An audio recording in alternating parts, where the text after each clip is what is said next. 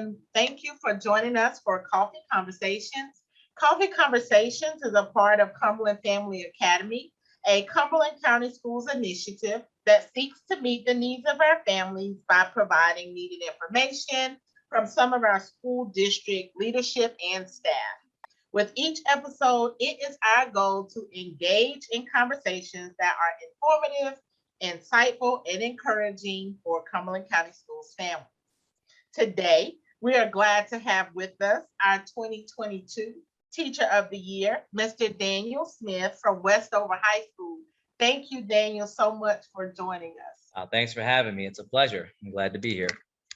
So we understand that you are currently a teacher at Westover High School, but do you mind sharing with us a bit of your educational journey? Yeah, sure, absolutely. I I wasn't the greatest student. Back in high school, I was the student that said, back where I'm from, it was the 65 was passing. And I said, give me my 65 and let me go. And I realized it wasn't until I got older that I realized that what I was looking for was I was accepting the bare minimum. And when I got out of high school, that's what I got in life. I got the bare minimum. And I didn't go to college right away. I did, but I didn't do so well. And I left and I joined the workforce for about 6 or 7 years. And I was about 26 years old. And I realized that if I hate to be morbid, but if I had died, there would have been nothing to my name. I had no accomplishments. And I decided to make a change. And so I went back to school a little bit late. And it's a little difficult to do. School's a lot harder when you got a full-time job and you got rent and you got all this other stuff that you got to pay. So I started to kind of knock off classes here and there. And then went to school. Eventually I got to go full-time. I did not know how to be a student. I did not know what that entailed because like I said, I didn't really apply myself in high school. And the reason why I didn't apply myself is because I didn't believe in myself. I didn't think that I was worth it. I didn't think that I was good enough or smart enough. So I said, just let me get my 65 and let me go. And it wasn't until my second year in community college, I took a class, I'll never forget it, was Professor Kinney, Western Civilization. I brought my syllabus home. My girlfriend at the time, who is now my wife, looked at the syllabus and cried immediately. She was a good student. So she looked at that and went, oh my Lord. I had no idea what I was getting into. Long story short, we got to the end of the course and I got an A. And I realized, it became a reference point for me. And I realized, wow, if I can get an A in Professor Kinney's class, I can get an A in any class. And I realized what hard work was about. And the reason why I tell you all this is that eventually I got into the 1 4-year college that I wanted to go to. I finished up my degree in history. I came down with the plan to get into lateral entry. I knew that North Carolina had a lateral entry program. Requirements, there is not really much of a lateral entry program in New York. Very, very difficult. It's a lot of who you know. My wife and I decided, let's try our chances in North Carolina. We came down here. I graduated 2014 in December. And by February 2015, I was teaching. I was very, very fortunate. And again, the reason why I go back into that is those are the students that I really try to connect with the most, is the ones that were like me. The ones that I see and I see so much potential in them, and they don't realize what it is that they can do. And if I can save one student from going down that path and living their lives not believing in themselves, if I can get one student to see what they're capable of doing now at this age and not when they're 26, then to me that's the ultimate goal. Then that my job is done there. So yeah, the education journey was long, had a lot of bumps, but it was well worth it because I believe that honestly made me a better teacher. It allowed me to really see my students in a different light in the classroom. Excellent. So talk to us a little bit about what your inspiration, or who is your inspiration? My mom. First and foremost, my mother was a special education teacher for over 25 years.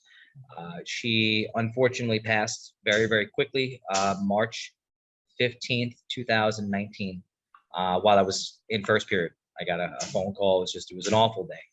But that was my inspiration. That was my mom always told me how proud of me she was. She was an educator. I believe that she actually, she motivated my brother, who's also a teacher. His wife is a teacher. My cousin's a teacher. There's a lot of teachers in my family, so I followed suit. But yes, Family of teachers. That it is is. It is. excellent. Yes, it's a family affair. So, But yes, my mom was definitely my biggest inspiration for sure.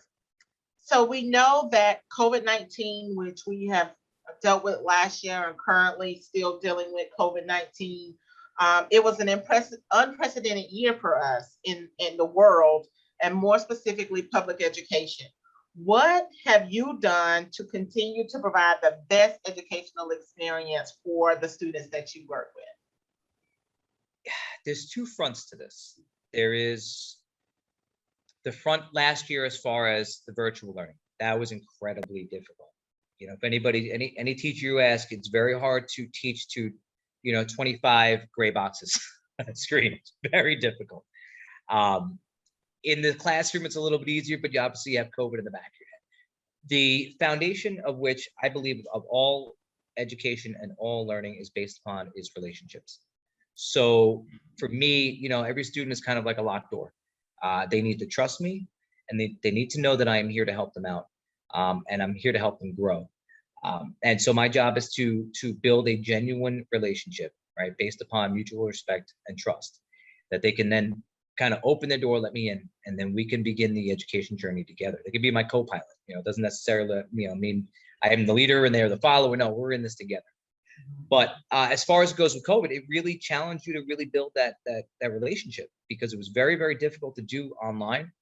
It's still very hard to do now with social distancing, with trying to keep everybody as safe as possible. Can't do group activities. It's just difficult. So the idea is to try to keep everybody engaged, and try to build those relationships and understand that my kids are going through this with us. We're all going through this pandemic.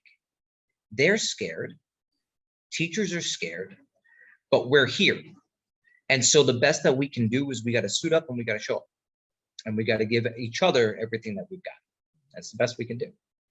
Absolutely. Definitely all in this together to support our students at the end of the day. And we know that you are currently working in a high school. Do you still believe that the relationships with the school and the family are an important piece to a student's educational experience? Absolutely. And the bridge, right? The bridge between the home and the school, I believe is more important than ever. That bridge was not necessarily, there was a gap there when I was going to school.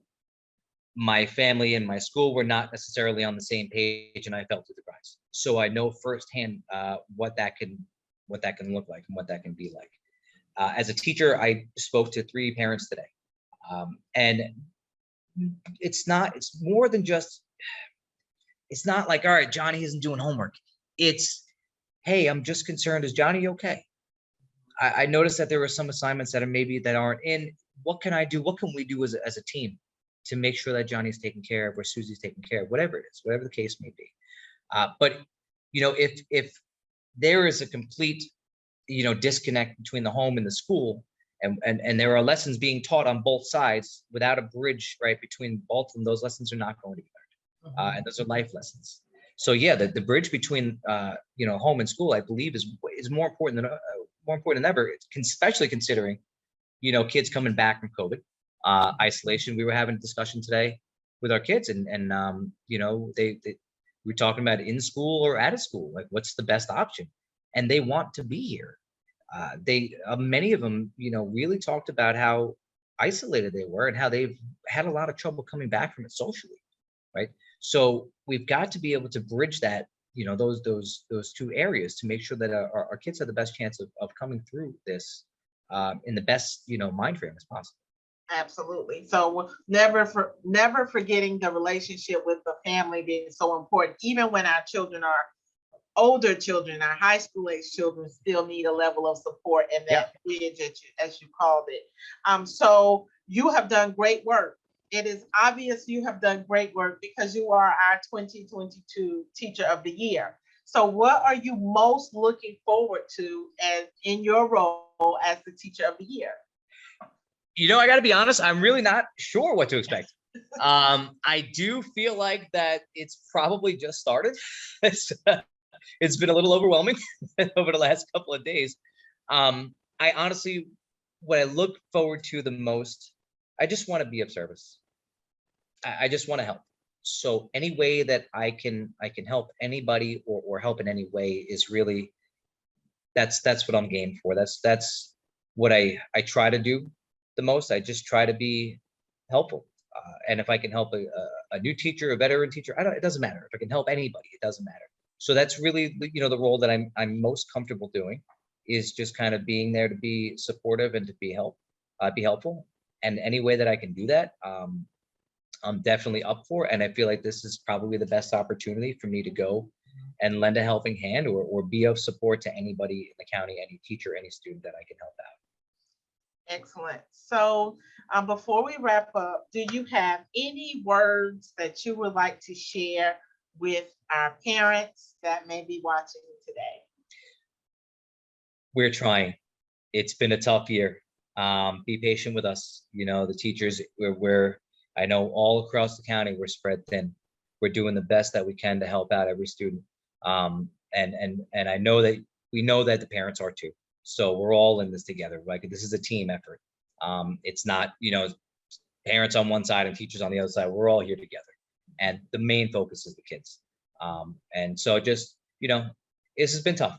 It's been a tough year. It might get harder. We don't know, but we're all here together. And so let's, socially distance, take hand in hand, right? And do the best that we can to make sure that our kids get out of this year in the best possible shape. And that, we love you guys, and we couldn't do it without the parents. There's no way, obviously, right? So we're all in this together. Let's move forward together.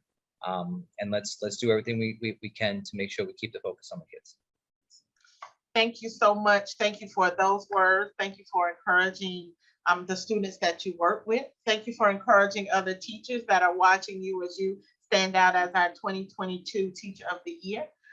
Thank you, Mr. Smith, for joining us. Thank you, families, for joining us for this episode of Coffee Conversations. And please join us the next time. We hope that you have a wonderful day. Thank you. Thanks for having me.